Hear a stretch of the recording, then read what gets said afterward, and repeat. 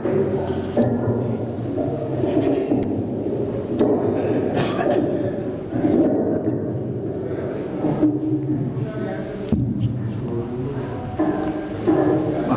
وعلی محمد صلوات.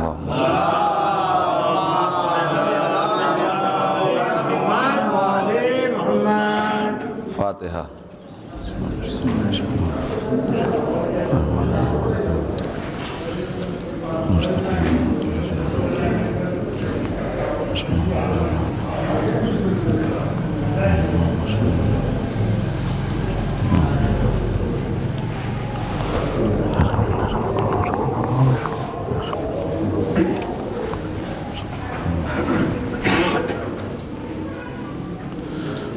اعوذ باللہ السمیع العلیم من الشیطان الرجیم. بسم اللہ الرحمن الرحیم. الحمدللہ الذی ہدانا لہذا وما کنا لنہتدی لولا ان ہدانا اللہ. لقد جاءت رسل ربنا بالحق والصلاة والسلام علی اشرف الانبیاء و سید المرسلین سیدنا و نبینا و شفیع ذنوبنا و حبیب قلوبنا مولانا بالقاسم محمد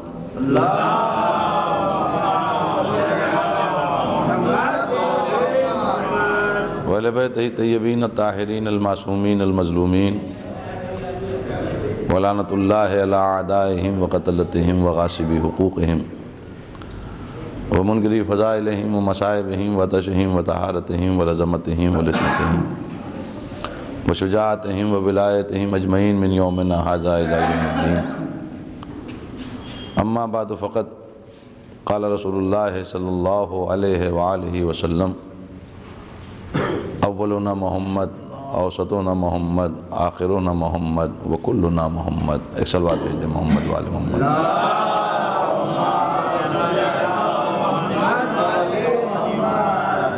ارباب غم ماتم داران سید الشہداء سرکار ختمی مرتبت سید الاولین سید الآخرین کی ایک حدیث کو سرنامہ سخن کے طور پر آپ کے سامنے عرض کیا، اور اسی سے ایک سلسلہ گفتگو کا آغاز ہوا جس میں سرکار نبی کریم ارشاد فرماتے ہیں کہ میرا پہلا بھی محمد ہے، میرا اوسط بھی محمد ہے، میرا آخر بھی محمد ہے، اور میرے یہ سب کے سب محمد ہیں.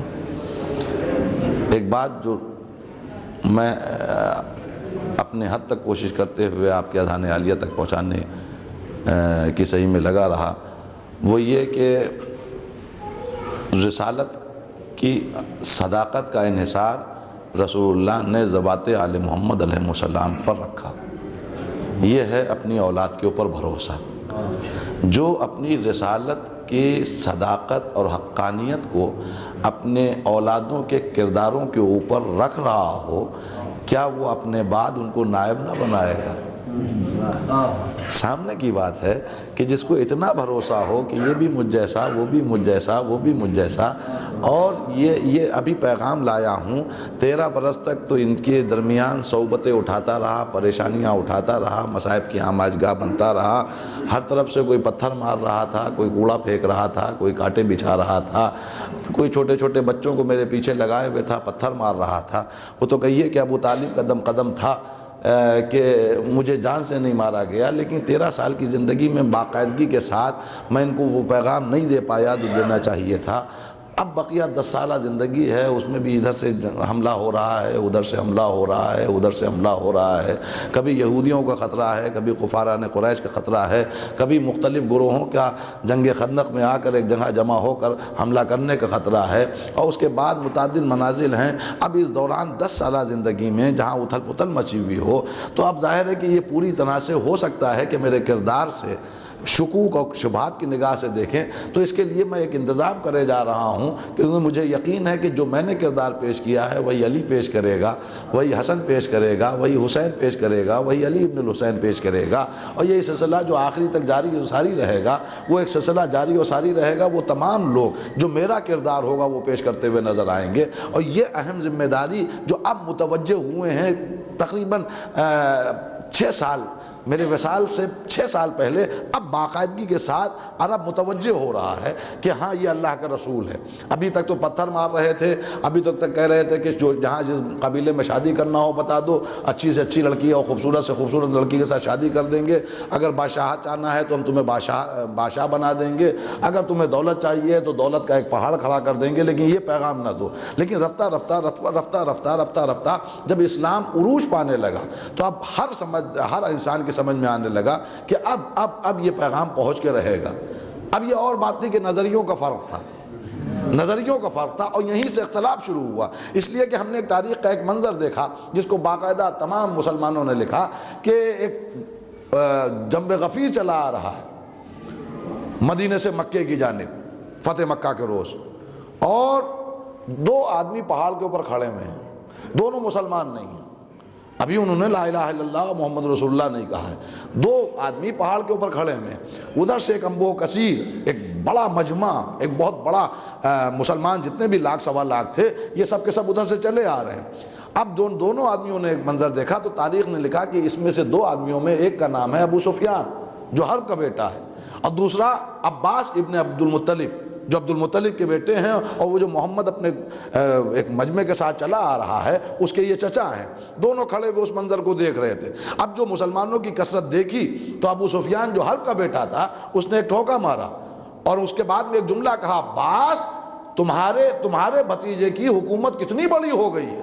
بس جیسے ہی اس نے یہ جملہ کہا، عباس ابھی بظاہر مسلمان نہیں ہیں، انہوں نے فوراً ابو سفیان کو ڈانٹا، کہا تمہارا دماغ خراب ہو گیا ہے، یہ حکومت نہیں ہے بلکہ رسالت ہے۔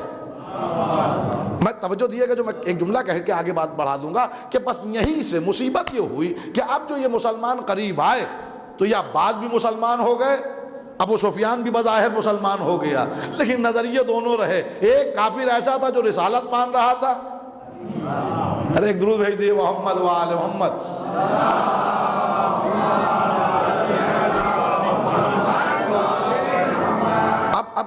اب ابو سفیان کو کوئی نہیں ٹوک سکتا تھا، اس لیے کہ وہ بھی لا الہ الا اللہ کہہ رہا تھا۔ اب عباس کی تائید اس لیے کوئی نہیں کر سکتا تھا، اس لیے کہ یہ بھی لا الہ الا اللہ کہتے ہوئے نظر آ رہے تھے۔ اب یہ بھی مرج ہو گئے ایک دوسرے میں، سما گئے اسلام کے دائرے میں، اور اس طرح سمائے کہ اب تمیز نہیں رہ پائی کہ یہ عباس والا اسلام صحیح ہے یا ابو سفیان والا اسلام صحیح ہے۔ لاکھوں سلام حسین ابن علی کے اوپر۔ سن 8-9 ہجری کی یہ بات ہے، اور سن 61 ہجری میں وعدے کر دیا کہ کون سا ابو سفیانی اسلام ہے اور کون سا وہ اسلام ہے جو بحیثیت رسالت پہنچایا گیا۔ ایک اور درود بھیج دیے محمد و آل محمد۔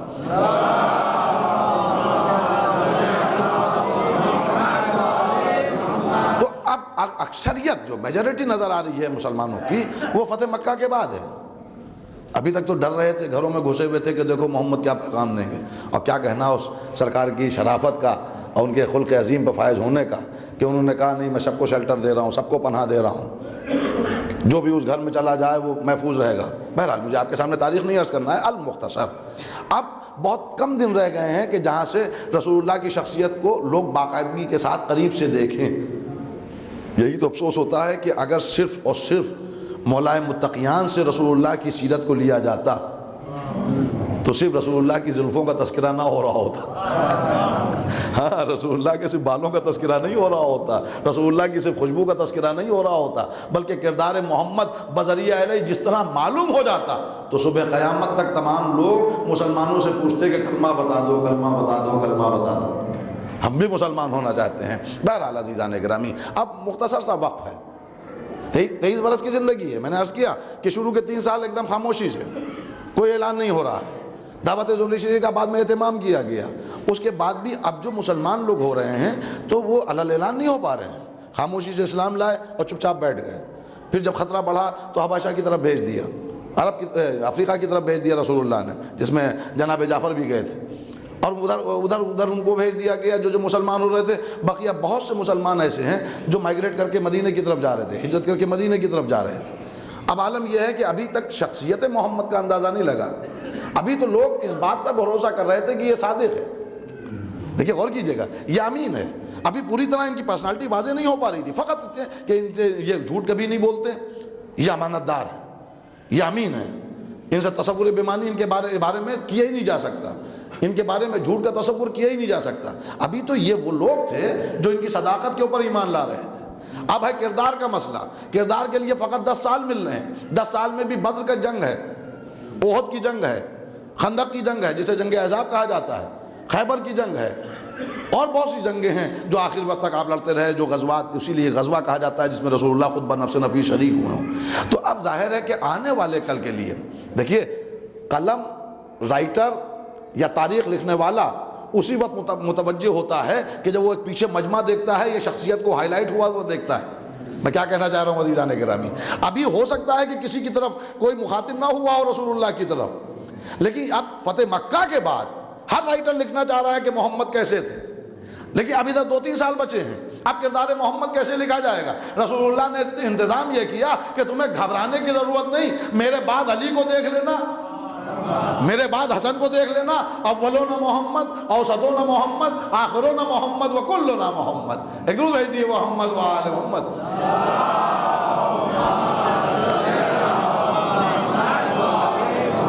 یہ سب کے سب محمد ہیں, تمہیں گھبرانے کی ضرورت نہیں. کردار دیکھ لینا, سیرت سے سیرت ملا کر دیکھ لینا, اٹھنے بیٹھنے کے طریقوں کو دیکھ لینا, انداز گفتگو کو دیکھ لینا, تمہیں سمجھ میں آ جائے گا کہ دیکھو میرا کردار کیا تھا. یہی سبب ہے کہ لوگوں نے بہت چاہا کہ پردہ ڈال دیا جائے سیرت محمد کے اوپر, کس طرح ان کے وہ واجبات عطا کرتے تھے, کس طرح مستحبات سے باخبر کرتے تھے. لیکن آنے والے کل کے لیے جو انتظام کیا تھا مجبوراً لوگوں کو کہنا پڑا. سن 11 ہجری میں وصال رسول, سن 36 ہجری میں اب جو لوگ مولائے متقیان کے پیچھے نماز پڑھ کے نکلے تو ایک دوسرے سے ہر نمازی کہتا ہوا نظر آ رہا تھا, ارے واہ, آج ہم نے ویسی نماز پڑھی جیسے محمد کے پیچھے پڑھا کرتے تھے. میں کیا کہہ رہا ہوں عزیزان کرام, وہ زمانہ گزر جائے اپنی جگہ, زمانہ گزر جائے اپنی جگہ, لیکن اگر ذرا سا بھی تمہیں ہوش ہوگا, ذرا سا بھی حس ہوگی, تو تم سمجھ جاؤ گے کہ محمدیت کا سلسلہ کون سا ہے. اور یہ نہیں, یہ تو بات ہے سن 36 ہجری کی, تقریباً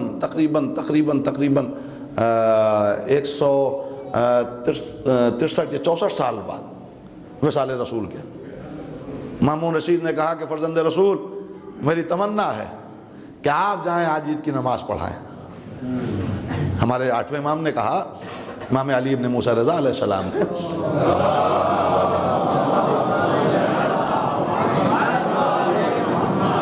میں نے تو اسے منع کیا تھا کہ میں تیری حکومت میں کوئی دخل نہیں دوں گا. کہا یہ حکومت کا مسئلہ نہیں ہے, کوئی سیاست کا مسئلہ نہیں ہے, یہ تو نماز ہے, اور یہ تو آپ کے جد لے کر آئے تھے, یہ تو شریعت آپ کے جد نے بتائی ہے, تو چلیے نماز پڑھائیے آپ. ٹھیک ہے, میں نماز پڑھاؤں گا. ایک ازدحام, ایک مجمع دروازے سرکار پر کیوں جمع ہے, عید کے لیے آپ نکلنے والے ہیں.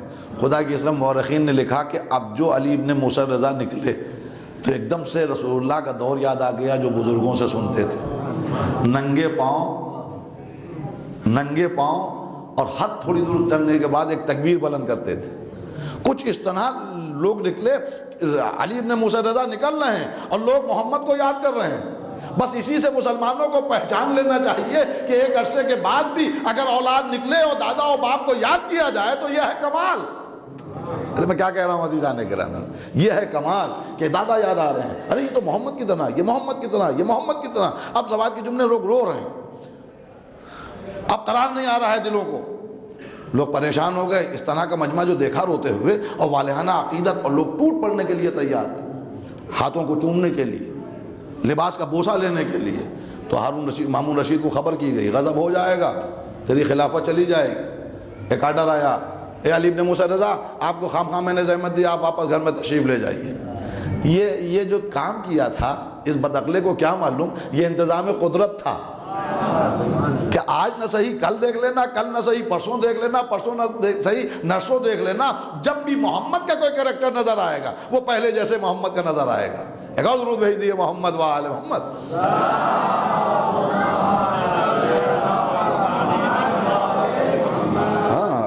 اب یہ بات جذباتی نہیں ہے کہ میرے امام ہیں، میرے مولا ہیں، ہم لوگ جذبات میں گفتگو کر رہے ہیں کہ نہیں سب سے کیسا محمد، دیکھ لیے کردار اٹھا کر، اور یہی نہیں، یہ اطلاعیں دے رہے ہیں رسول اللہ، اطلاعیں دے رہے ہیں۔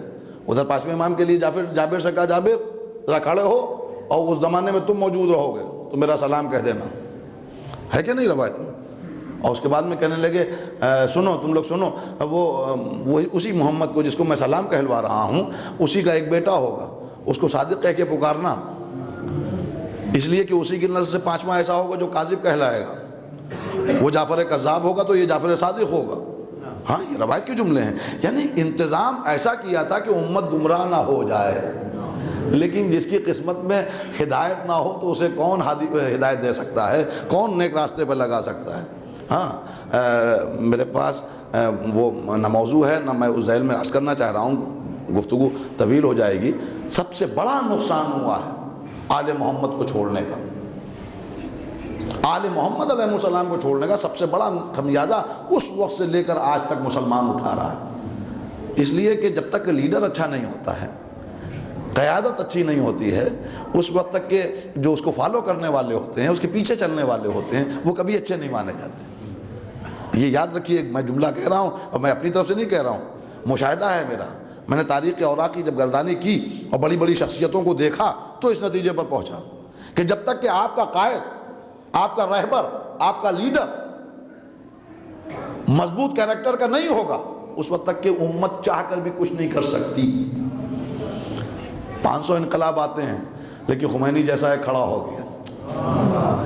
آیت اللہ نے کہا کہ تمہیں گھبرانے کی ضرورت نہیں، میں تمہیں نجات دوں گا ارشاد۔ اب جو اعوذ باللہ من الشیطان الرجیم کی جگہ ہر واعظ دینے والا، ہر واعظ ممبر پر جاتا تھا تو کہتا تھا اعوذ باللہ من الشیطان الرجیم، مارو گولی، دوسرا کھڑا ہو جائے گا، پھر مارو، تیسرا کھڑا ہو جائے گا، اس لیے کہ لیڈر پہ بھروسہ ہے۔ تو جب لیڈر بہادر ہوتا ہے تو قوم بہادر ہوتی ہے۔ یہی تو سبب ہے کہ 39 دن تک لوگ فرار اختیار کر رہے تھے مرب کے سامنے، لیکن 40ویں دن فقط لیڈر بدل گیا۔ اب کسی روایت میں نہیں ملے گا کہ علی کے علاوہ بقیہ لوگ علی کو چھوڑ کے بھاگ آئے ہوں۔ ایک درود بھیج دیے محمد و آل محمد۔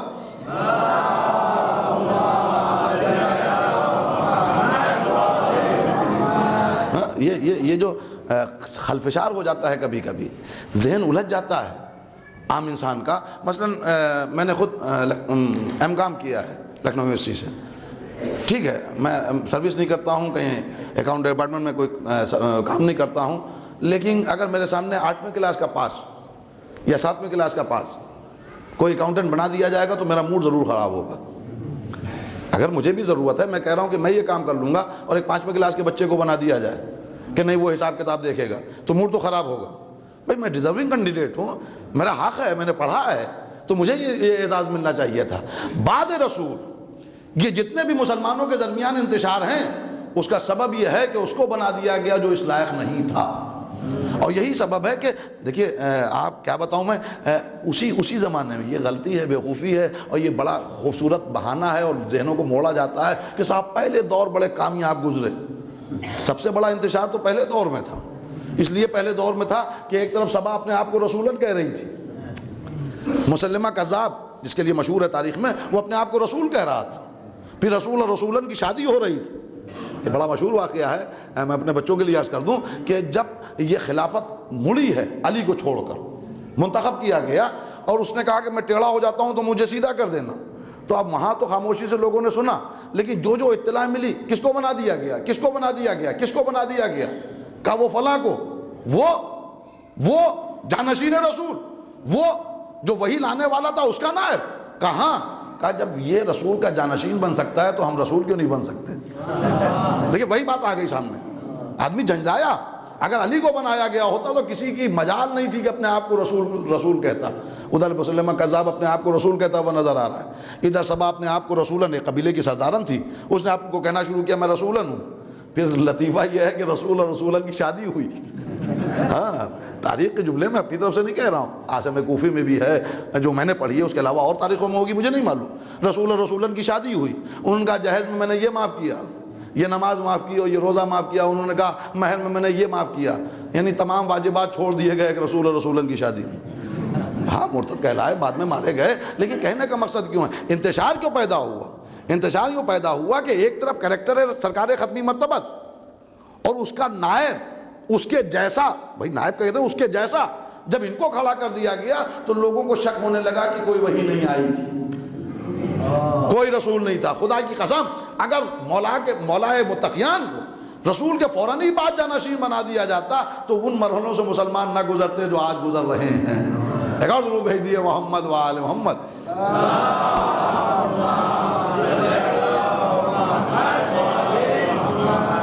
ہاں رسول اور رسولن کی شادی ہوئی۔ بہرحال عزیزان گرامی کریکٹرز ادھر نظر آ رہے تھے، مجھ سے پوچھو، مجھ سے سوال کرو، مجھ سے دریافت کرو، اور دوسری طرف یہ ہے کہ میں ٹیڑھا ہو جاؤں۔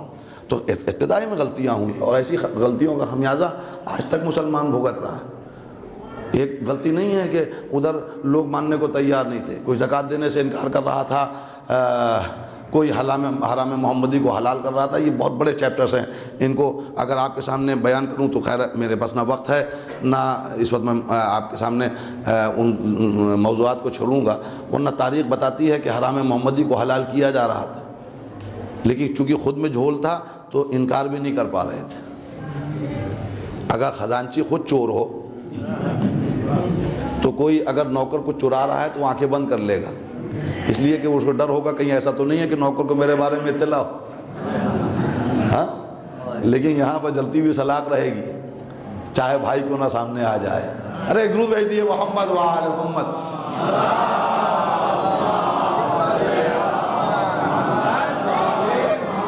سامنے کی بات ہے، میں جو عرض کرنا چاہ رہا ہوں عزیزان گرامی، وہاں معلوم ہے کہ کس طرح مالک بن نورہ کے ساتھ مارا گیا، اس کو زکوٰۃ کے جرم میں کہ زکوٰۃ نہیں دیتے، جس پہ اس کا کوئی جرم نہیں تھا، فقط یہ کہہ رہا تھا کہ تمہیں نہیں دوں گا زکوٰۃ۔ اس لیے غدیر میں نے سنا ہے کہ علی وارث رسول ہے، مارا گیا۔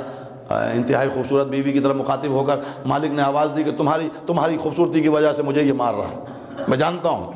اور اس کے بعد میں اسی شب میں اس کے ساتھ عقد کیا گیا۔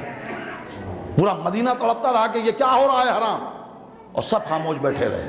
عزیزان گرامی یہ وہی خمیازہ ہے۔ رسول اللہ نے ایک حدیث اس میں ارشاد فرمایا، یا علی تم سے وہی محبت کرے گا جو حلالی ہوگا۔ میں کیا کہہ رہا ہوں عزیزان گرامی، یہ وہیں سے تمام مسائل خراب ہوتے چلے آئے۔ بس میں نے بات کو مکمل کیا کہ یہ محبتیت کا سلسلہ تھا، اس کو اگر قاعدے کے ساتھ مسلمان تسلیم کر لیتا اور مسلمان مان لیتا تو آج وہ گمراہی کا شکار نہ ہوتا، نہ یہ طالبان نظر آ رہے ہوتے، نہ یہ افغانستان کے مسائل نظر آ رہے ہوتے، نہ یہ عراق میں بربریت ہو رہی ہوتی، نہ یہ ٹیررزم کا ایک سلسلہ ہوتا، نہ یہ آج مسلمان بدنام ہوتا۔ اس لیے کہ کردار تو آل محمد کا یہ نظر آ رہا ہے کہ کوڑا پھینکا جا رہا ہے اور محمد مسکرا کے گزر رہے ہیں۔ روایت کے جملے ہیں کہ راستے میں چلے جا رہے ہیں مولا متقیان، ایک شخص آپ کے ساتھ ہو لیا، گفتگو ہونے لگی، کہاں جا رہے ہو بھائی؟ میں وہ آگے کی منزل ہے میری، وہاں جاؤں گا۔ تم کہاں جا رہے ہو؟ میں وہ جو آگے دیکھ رہے ہو وہ راستے میں موڑ جاؤں گا۔ دونوں چلنے لگے، وہ جو موڑ آیا تو وہ جو دوسرا چلنے والا تھا اس نے ایک دم سے خیال آیا یہ موڑ پہ مڑا نہیں، یہ تو میرے ساتھ ساتھ چلا آ رہا ہے، میرے ساتھ ساتھ چلا آ رہا ہے۔ کہا بھائی تم نے تو کہا تھا میں اس گلی میں مڑ جاؤں گا، تم میرے ساتھ ساتھ آ رہے ہو۔ کہا بے شک میں مجھے وہیں جانا ہے، تو پھر میرے ساتھ ساتھ کیوں آ رہے ہو؟ کہا نہیں، جس اسلام کو مانتا ہوں اس میں ایک طریقہ بتایا گیا ہے کہ اگر تھوڑی دیر کے لیے بھی کوئی ہمسفر ہو جائے تو چند قدم چھوڑنے کے لیے جاؤ۔ بس جیسے ہی اس نے سنا کیا اسلام میں یہ طریقہ ہے؟ کہاں ہے؟ اے بھائی کلمہ بتا دو، ہو کون تم؟ کہا مجھے علی بن ابی طالب کہتے ہیں۔ کہا تم کون ہو؟ کہا میں ایک یہودی ہوں، لیکن واللہ آج کے بعد یہودی نہیں رہوں گا۔ میں کیا کہہ رہا ہوں عزیزان گرامی، یہ کردار جو انسان کو صحیح انسان بنا رہے تھے، لیکن یہاں عالم یہ تھا کہ غتربوت چل رہی تھی، حرام محمدی کو حلال ہو رہا تھا سب سے زیادہ، جس کے لیے بار بار رسول اللہ کے لیے قرآن میں حکم آیا، ما ینطق عن الہویٰ ان ہوا الا وحی یوحیٰ ما محمد الا رسول وما ارسلناک الا رحمۃ للعالمین۔ دیکھو یہ عالمین کے لیے رحمت بنا کر بھیجا گیا ہے۔ محمد کو عبداللہ کا یتیم، ابو طالب کا بھتیجا، آمنہ کا لال، عبد المطلب کا پوتا، بنی ہاشم کا کوئی فرد نہ سمجھنا۔ ما محمد الا رسول، میرا محمد کچھ نہیں ہے سوائے اللہ کے رسول کے۔ وما تشاءون الا ان یشاء اللہ، دیکھو یہ کچھ چاہتے ہی نہیں ہے جب تک کہ میں نہ چاہوں۔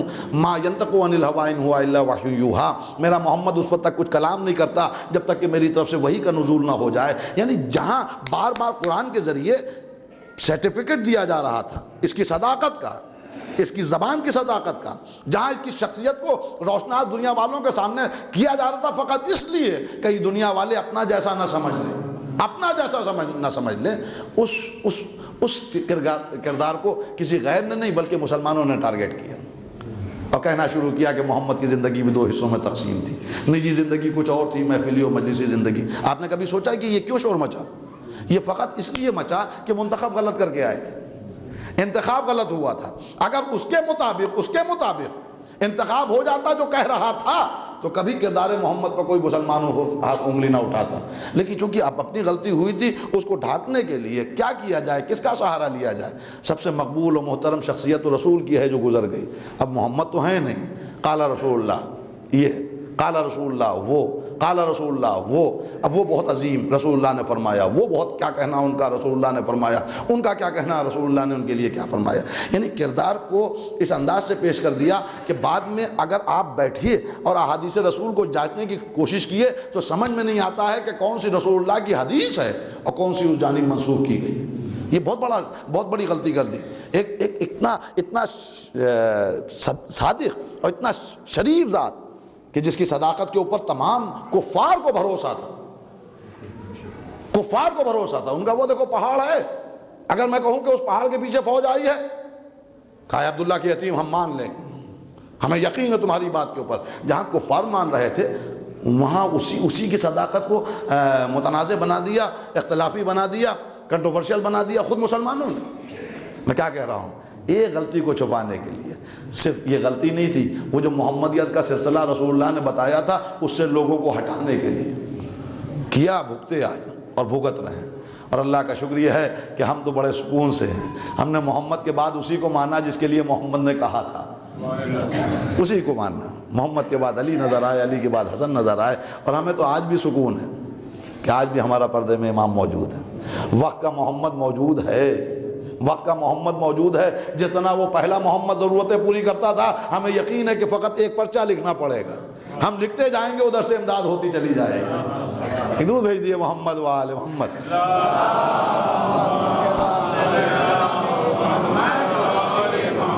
وقت کا محمد موجود ہے تو عزیزان گرامی کلنا محمد۔ یہی سبب ہے کہ ایک طرف رسول اللہ کی شخصیت کو متنازع بنایا، دوسری طرف اب دوسری دشمنی جو ہو رہی ہے وہ آل سے ہو رہی تھی، لیکن کھولن بہت پرانی تھی اور اس کا احساس سب کو تھا۔ یہ سقیفہ بنی سعدہ نہیں ہے، یہ آل محمد علیہ السلام کے قتل کی تیاریاں ہیں، یہ خلافت نہیں ہے۔ یہ محمدیت کے ایک سلسلے کو محمد سے دور کرنے کے لیے، اسلام سے دور کرنے کے لیے یہ پلان رچا گیا تھا کہ اگر محمد نے کہہ دیا سب کے سب محمد، تو اب ان محمدیت میں سے کسی ایک محمد کو بھی سامنے نہیں آنا ہے۔ اور اس کے لیے میں کہیں دلیل نہیں ڈھونڈوں گا، فقط ایک جملہ کہوں گا۔ عاشور کا روز تمام تاریخوں میں جمعے کا روز مشہور ہے، تمام تاریخوں میں۔ میں جملہ کہہ رہا ہوں، توجہ دیے گا، بچوں سے بھی میں کہہ رہا ہوں۔ جمعے کا روز 1061 ہجری عاشورے کا روز جمعے کا روز ہے، لیکن معلوم ہے ایک جگہ شہزادی زینب سلام اللہ علیہ کیا کہتی ہیں؟ خطبے کے دوران فرماتی ہیں کہ میرا بھائی تو دوشنبے کے روز مارا گیا، میرا بھائی تو دوشنبے کے روز، پیر کے روز مارا گیا، سوموار کو مارا گیا، میرا بھائی دوشنبے کے روز، تاریخ کہہ رہی ہے کہ جمعے کے روز۔ جو بہن خود کربلا کے میدان میں، کیا اس کو نہیں معلوم کہ جمعے کے روز مارا گیا؟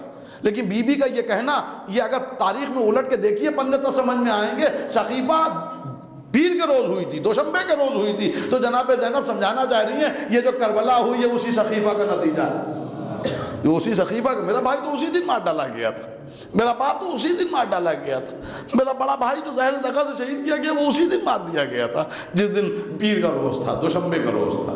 اللہ اکبر، یہ وہیں سے تیاریاں تھیں۔ یہی وجہ ہے، میرے پاس اب وقت نہیں ہے ورنہ میں عرض کرتا کہ یہی وجہ ہے کہ شام کا علاقہ گورنر کے لیے دیا گیا تھا، یہ سب پری پلان تھا۔ یہ اگر آپ تاریخ کو دیکھیے تو ان کی مکاریاں نظر آئیں گی، سیاست نظر آئے گی کہ بنی امیہ کے خاندان کے کسی فرد کو گورنری وہاں دے دینا جہاں خود امیہ 10 سے 12 سال یا 13 سال بھیک مانگتا ہوا نظر آیا ہے تاریخ میں۔ یہ مکاری یہ بھی تاریخی ہے ہسٹری کی کہ یہ دونوں سگے جڑواں بھائی تھے، امیہ اور ہاشم، اور دونوں کا گوشت ایک جسم ایک دوسرے سے ملا ہوا تھا، اس کے بعد میں چھری سے کاٹا گیا اور تلوار سے کاٹا گیا، خون بہا، اور پھر فورکاسٹ کرنے والوں نے، بھوشواڑی کرنے والوں نے بھوشواڑی کی کہ اب ان کے دونوں خاندانوں میں، ان دونوں کی اولادوں میں ہمیشہ دشمنی رہے گی اور خون ریزی ہوگی۔ یہ تو ذہنوں کو ہٹانے کے لیے کہ کربلا کا منظر آئے تو لوگ کہتے ہیں وہ تو پہلے ہی ہو چکا تھا، مولا علی کے سر پر ضربت لگے تو ایک آواز آ جائے وہ تو پہلے ہی پیشن گوئی ہو گئی تھی۔ نہ بھائی کا سوال نہیں تھا، ہاشم ایک آقا کا نام تھا، امیہ ایک غلام کا نام تھا۔ یہ تو اس گھرانے کی شرافت تھی کہ پتہ ہی نہیں چلتا تھا کہ آقا کون ہے غلام کون ہے، آقا کون ہے غلام کون ہے۔ اور اس کے بعد غلام کو آزاد کیا، غلام نے ترقی کی، جب ترقی کی اور دولت آئی تو ہوس بڑی اقتدار کی، خانہ کعبہ کے اوپر دعویٰ کیا۔ جب دعویٰ کیا تو جناب ہاشم نے کہا یہ تو ہمارے خاندان کا ہے، کہا نہیں ہمارا بھی اس میں حق ہے۔ آج جب اختلاف بڑھا تو ظاہر ہے کہ دولت جس کے پاس ہوتی ہے لوگ اس کی طرف ہو جاتے ہیں، قرعے ڈالے گئے، ٹھیک ہے جس کے نام نکل جائے گا وہ اس کا خانہ کعبہ کی کلید برداری اس کے ذمہ ہوگی، لیکن دوسرے کو وطن چھوڑنا پڑے گا، مکہ چھوڑ کے جانا پڑے گا۔ جے بار قرعہ ڈالا گیا امیہ کے خلاف نکلا، آخرش فیصلہ ہوا امیہ کو وطن سے باہر نکال دیا گیا، جلا وطن کی زندگی اس نے شام میں گزاری۔ اب یہ نفسیاتی بات ہے جو ہم لوگوں کی سمجھ میں نہیں آتی ہے، یہ سائیکولوجیکلی حملہ تھا کہ جب ایک اولاد کو وہاں بادشاہ بناؤ گے اور جب بھی اس کو امیر امیر کہہ کے لوگ پکار رہے ہوں گے تو اس کے ذہن کے اندرونی خانوں میں یہ ضرور خیال آئے گا ارے میں تو یہاں کا امیر ہوں لیکن میرا دادا یہاں کٹورا لیے بھیک مانگ رہا تھا۔ کس کی وجہ سے مانگ رہا تھا؟ ہاشم کی وجہ سے۔ ہاشم کے خاندان کا کوئی ہے؟ قصاص نے، قصاص کا مطلب ہوتا ہے بدلہ لیں، کہ ہاشم کے خاندان میں علی نظر آ رہے ہیں، حسن نظر آ رہے ہیں، حسین نظر آ رہے ہیں، یہ سب بہت سوچی سمجھی تھی۔ بہرحال المختصر لوگوں نے محمدیت سے دور کیا، لیکن خدا کی قسم آخرش ایک محمد وقت کا کامیاب ہوا اور اس نے دنیا والوں کے سامنے سمجھا دیا کہ اصل محمدی اسلام کون سا ہے اور ایک وہ نقلی اسلام جو محمد کے نام سے مشہور ہے وہ کون۔ ورنہ اذانیں تو ادھر بھی ہو رہی تھیں، اذانیں ادھر بھی ہو رہی تھیں، نمازیں ادھر بھی ہو رہی تھیں، نمازیں ادھر بھی ہو رہی تھیں، قرآن کی تلاوت کرنے والے ادھر بھی تھے، قرآن کی تلاوت کرنے والے ادھر بھی تھے، حافظین قرآن ادھر بھی تھے اور حافظین قرآن ادھر بھی تھے۔ ہاں اس سے کوئی دو رائے نہیں ہے، کربلا کے میدان میں ہر طرح کے لوگ نظر آ رہے ہیں، لیکن ایک طرف مردودوں کی آواز آ رہی ہے کہ دیکھو فضیلت کا وقت جا رہا ہے جلدی حملہ کرو، اور ایک طرف اس طرح کی تکبیروں کی آوازیں آ رہی ہیں کہ ہر تسبیح کے اوپر فرشتوں کی طرف سے درود آ رہے ہوں، کائنات کا ذرہ ذرہ جھوم رہا ہوگا جب یہ عابد 3 روز کے بھوکے پیاسے تسبیح خدا کر رہے ہوں گے، اپنے معبود کے حضور میں شب بیداری کرتے ہوئے نظر آ رہے ہوں گے۔ بس ارباب غم، میں نے ختم کی بات، شب عاشور کے اندھیرے میں اس طرف 3 روز کے بھوکے پیاسے عبادت کرتے ہوئے نظر آ رہے ہیں، ادھر ڈھول ہیں تاشے ہیں، لیکن بیچ بیچ میں ادھر مرد تو عبادت کر رہے ہیں۔ چھوٹے چھوٹے بچے کیسے سو پائیں؟ اس لیے کہ وہ 3 روز کے بھوکے پیاسے ہیں، ان کو قرار نہیں آ رہا ہے۔ تو رات کے اندھیرے میں اگر کوئی شور مچتا ہے تو اس کی آواز بہت دور تک جاتی ہے۔ معصوم بچے الاتاش الاتاش الاتاش، میں سوچتا ہوں تو اب تو تھک گئے ہوں گے الاتاش کہتے کہتے، اب تو آواز دیتے دیتے کہ ہم پیاسے ہیں ہم پیاسے ہیں، 3 روز کی بھوک و پیاس ہے، کس طرح آواز دے رہے ہوں گے آپ؟ اس لیے کہ 3 روز گزر گئے ہیں۔ روایت کے جملے ہیں کہ ادھر بچوں کی الاتش کی صدائیں بلند ہوئیں، ادھر دشمنوں میں ایک سردار ایسا بچھا جو اضطراب کے عالم میں ٹہلنے لگا۔ اس کے ساتھی نے دیکھا تمہیں کیا ہو گیا ہے، تم تو بڑے بہادر ہو، بڑے سورما ہو، تم تھتھلا کیوں رہے ہو، تم کانپ کیوں رہے ہو؟ اگر مجھ سے سوال کیا جائے کہ اس فوج میں سب سے بڑا بہادر اور جری کون ہے تو میں تمہارا نام لوں، لیکن تمہیں کیا ہو گیا ہے، تم تھتھلا کیوں رہے ہو؟ کہا بھائی کیا بتاؤں، یہ آوازیں سن رہے ہو؟ کہاں؟ یہ چھوٹے چھوٹے بچے جو اللہ تعالیٰ کی صدائیں بلند کر رہے ہیں، اے رسول کے گھرانے کے بچے ہیں اور ان کو لانے والا میں ہوں، یہ اللہ تعالیٰ کی صدائیں میری وجہ سے ہیں، تو میں جنت اور دوزخ کے درمیان اپنے کو پا رہا ہوں۔ تو کہا کیا ارادہ؟ کا ارادہ ہو گیا ہے، جو ارادہ کرنا تھا میں نے کر لیا ہے، جو نیت تھی وہ ہو گئی ہے، اب میں صبح ہوتے ہوئے، تاکہ رات کے اندھیرے میں دشمن یہ نہ کہے کہ رات کے اندھیرے میں حر خاموشی سے نکل گیا ڈر کے مارے، نہیں صبح کی روشنی کے جب ہو جائے گی تب حر چلے گا۔ پھر پیسر ساتھ کو اطلاع ملی، وہ آیا بھاگتا ہوا، تجھے کیا ہو گیا ہے؟ خالی پانی پلایا تھا تیرے لشکر کو، اتنا متاثر ہو گیا؟ خالی تیری پیاس کو بجھا دیا تو حسین کی قصیدے پڑھ رہا ہے؟ کہ تجھے کیا معلوم، وائے ہو تم پر کہ اس نے اس وقت پانی پلایا کہ اگر تھوڑی دیر پانی نہ ملتا تو ہمارا پورا لشکر ختم ہو جاتا۔ کہا پھر کیا ارادہ ہے؟ کہ میں صبح ہونے دو، انتظار کرو، میں ادھر ہی جا رہا ہوں۔ اور اس کے بعد میں اب ایک شور مچ گیا کہ ہر جانے والا ہے۔ صبح نکلا، بعض روایتوں میں ان کے اوپر حملہ بھی کیا گیا کہ یہ وہاں پہنچنے نہ پائیں، لیکن جب گھوڑے پر بیٹھے تو کسی کی مجال نہیں ہوئی کہ ایک تیر بھی پھینک سکے۔ پھر چلے، میں نے کل رات میں عرض کیا تھا، پھر چلے، ادھر آنے والا بھی آ رہا تھا اور ادھر انتظار کرنے والا بھی انتظار کر رہا تھا۔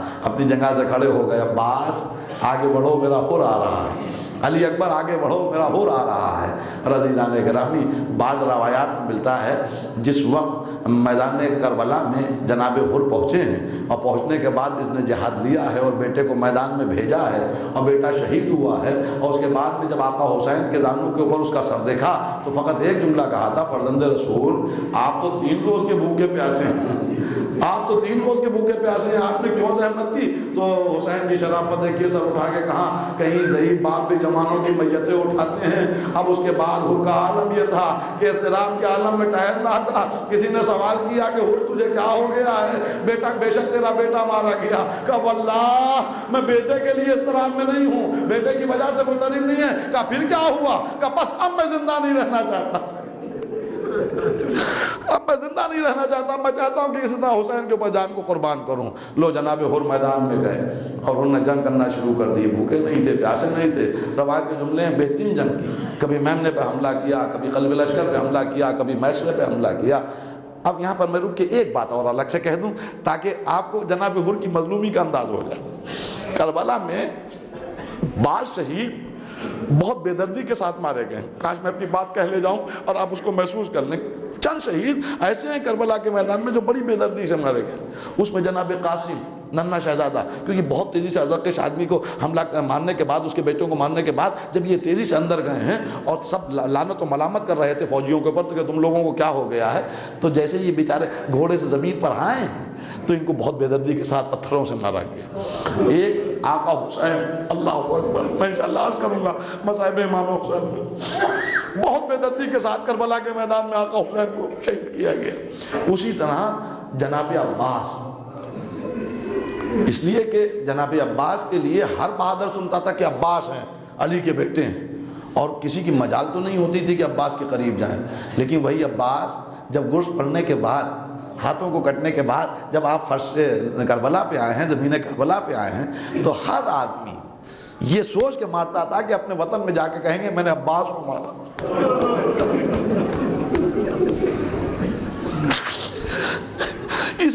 اسی طرح جناب حر کے ساتھ بھی ہوا ہے، کیونکہ حر یہاں سے گیا تھا اور حر سے بہت سے لوگ ڈرتے تھے، دبتے تھے۔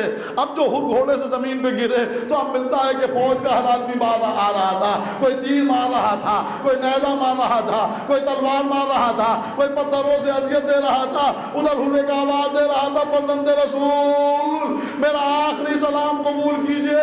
تو آقا حسین چلے، جانے کے بعد حر کے میت کے قریب پہنچے، حر کے لاشے کو اٹھایا، پیچھے پیچھے علی اکبر سہارا دیے ہوئے، خیام قریب آ رہے تھے، آواز دے رہے تھے زینب ارے تعزیت کا احترام کرو، اس لیے انتظام کرو کہ میرا ساتھی نہیں بلکہ میرا مہمان تھا، جس کی مہمانی بھی نہ کر پائے وہ رخصت۔ ربنا تقبل منا انک انت السمیع العلیم۔ پروردگارہ اس مختصر سے عمل کو قبول فرما، کوئی غم نہ ہو سوائے غم آل محمد کے۔ ربنا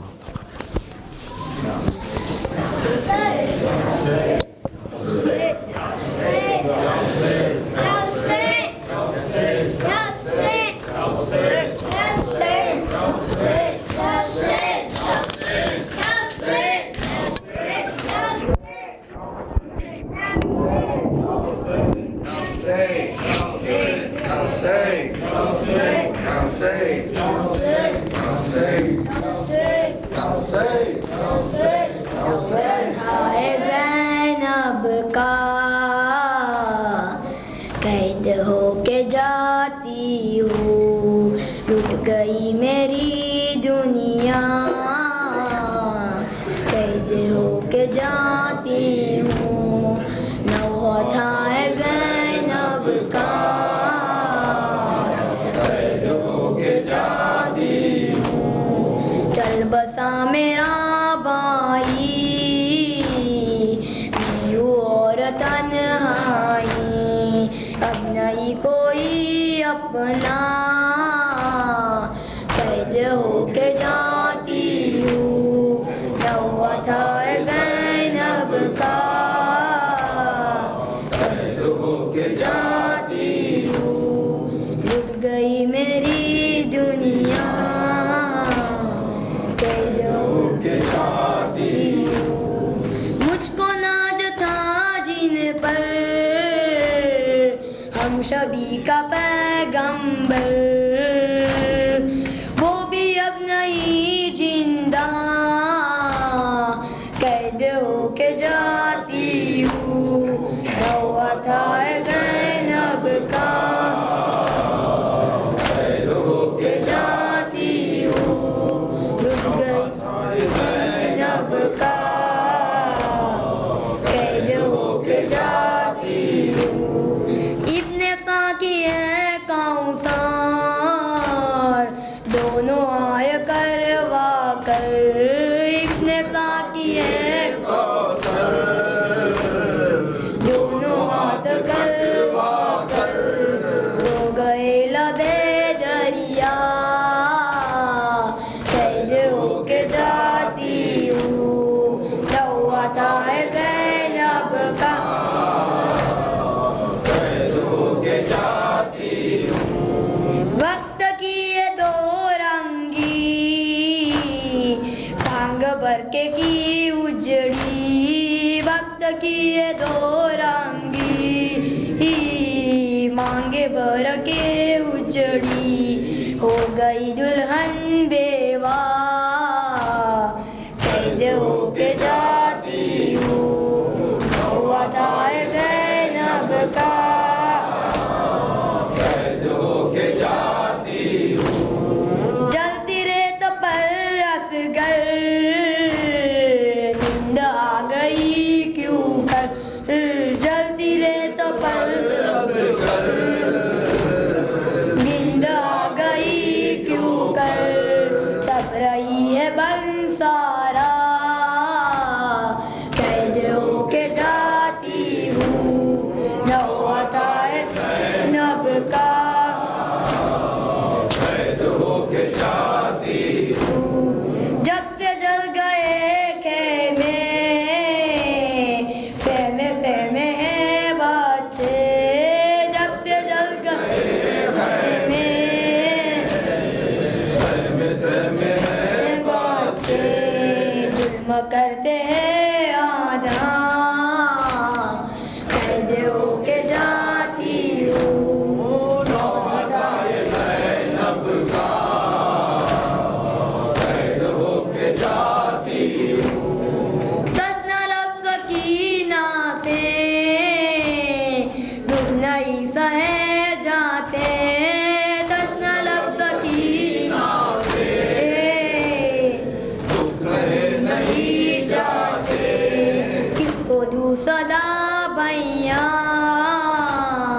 قید ہو کے جاتی ہوں نہ ہوا تھا زینب کا قید ہو کے جاتی ہوں نہ ہوا تھا زینب کا قید ہو کے جاتی ہوں